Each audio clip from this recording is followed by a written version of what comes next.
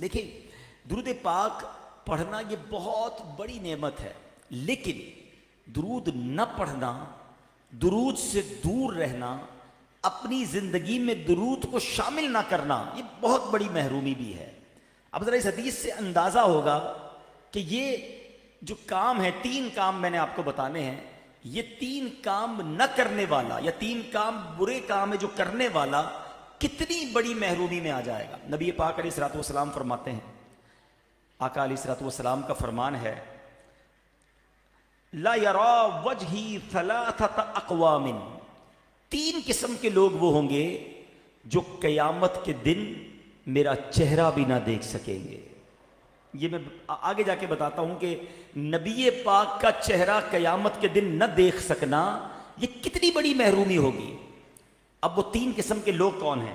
آقا فرماتے احدھا العاق لوالدیہ، پہلا وہ شخص ہوگا کہ جو والدین کا نافرمان ہوگا۔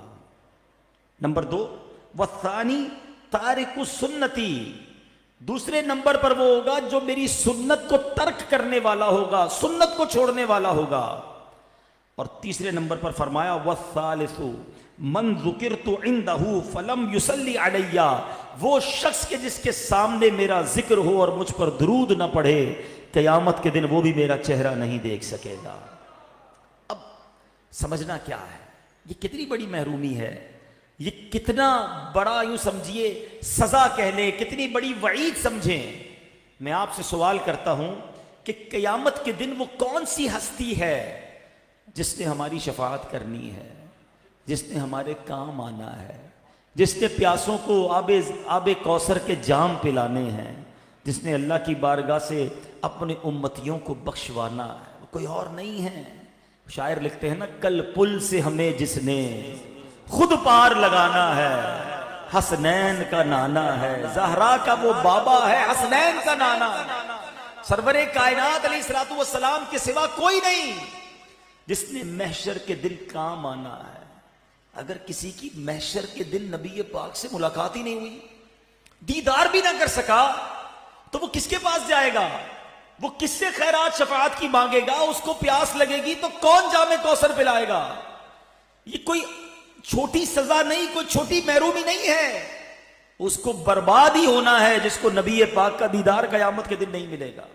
تو پہلے یہ انڈرسٹینڈ کر لو کہ ایک ہی ہستی ہے، خوش نصیب ہے وہ شخص جو قیامت کے دن نبی پاک کے قریب ہو جائے گا، آقا جسے اپنے قریب بلا لیں گے۔ کیوں؟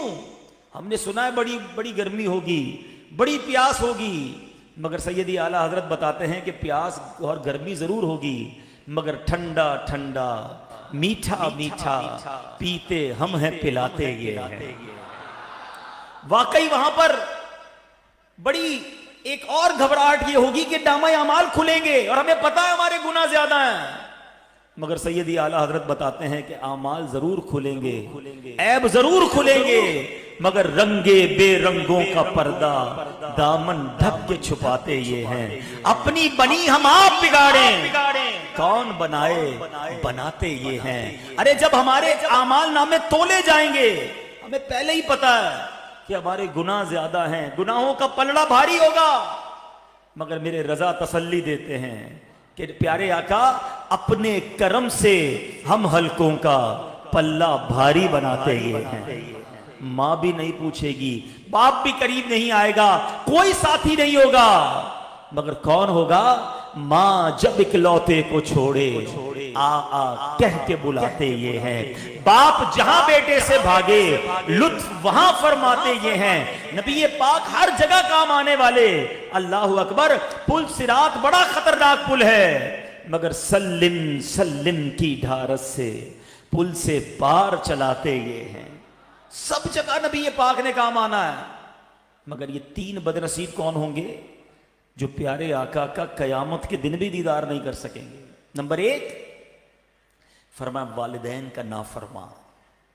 میرے وہ بچے، میرے وہ بھائی جن کے والدین حیات ہیں، دیکھو آج ان کی خدمت کر لو، ورنہ ایک دن ایسا آئے گا کہ ان سے ملنے قبرستان جانا پڑے گا۔ آج وہ تمہارے پاس ہیں، ان کی دعائیں لو، ان کی برکتیں حاصل کرو، انہیں ناراض نہ کرنا۔ یاد رکھنا جس کے ماں باپ ناراض اس سے اس کا رب بھی ناراض، جس سے ماں باپ راضی اس سے اس کا رب بھی راضی۔ اب غور کریں ہم ماں باپ کو ناراض کر رہے ہیں یا راضی کر رہے ہیں؟ کیونکہ ماں باپ کا نافرمان قیامت کے دن نبی پاک فرماتے میرا چہرہ نہیں دیکھ سکے گا۔ راضی کر لو اپنے ماں باپ کو۔ دوستوں کے لیے ٹائم ہے، بہت سارے لوگوں کے لیے ٹائم ہے، تمہارے پاس ماں باپ کے لیے ٹائم نہیں۔ اپنے ماں باپ کو نہ ستاؤ، اپنے ماں باپ سے اونچی آواز میں بات نہ کرو۔ دوسرے نمبر پر نبی پاک فرماتے ہیں میری سنت کو چھوڑنے والا، ترک کرنے والا۔ آج ہم چیک کریں جتنے بھائیاں بیٹھے ہیں ہم کتنی سنتوں پر عمل کرتے ہیں؟ ہمارا صبح سے لے کر شام تک کتنی ایسی سنتیں ہیں جو ہمیں پتہ بھی ہوتی ہیں پھر بھی عمل نہیں کرتے۔ غور کیجئے، سنت سے دوری نبی پاک سے دوری ہے، بالکل اس کی اپوزٹ ایک حدیث پاک ہے۔ سبحان اللہ۔ اے دعوت اسلامی والوں، اے وہ اسلامی بھائیوں جو سنتوں پر عمل کرتے ہو، سنو تمہیں مبارک ہو۔ نبی پاک فرماتے جس کا مضمون ہے جس نے میری سنت سے محبت کی اس نے مجھ سے محبت کی، اور جس نے مجھ سے محبت کی وہ میرے ساتھ جنت میں جائے گا۔ ایک طرف جنت میں ساتھ لے جانے کا وعدہ ہے کس کا؟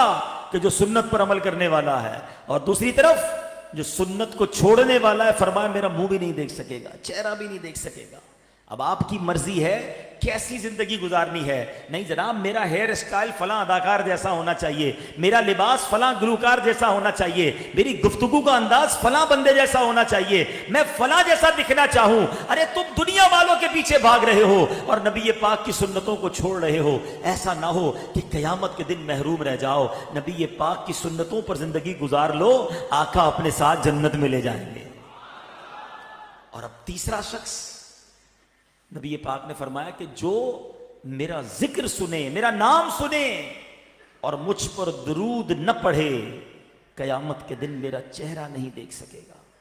بتائیے کتنے درود پڑھتے ہو؟ چیک کر لو نا۔ آج صبح سے لے کے رات ہو گئی، باقی چھوڑ دیتے ہیں، آج کے دن کو اینالائز کیجئے۔ From the morning till evening پورا دن گزر گیا ہے، آج کتنے درود پڑھے ہیں؟ اگر نبی پاک پر درود پڑھنے کے لیے ٹائم نہیں ہے تو زندگی بیکار ہے نا۔ تو خدا را جب جب نام مصطفیٰ صلی اللہ تعالیٰ علیہ وسلم سنے درود پڑھیں۔ اب علماء نے بڑی پیاری بات کہی، مجھ سے پہلے نعت خوانی ہو رہی تھی یہاں پر، میرے بعد بھی امید ہے سلسلہ رہے گا۔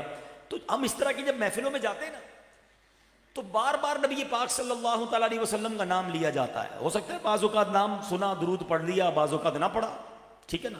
تو علماء کہتے ہیں بندہ روزانہ ایک مخصوص تعداد میں درود پڑھ لیا کرے۔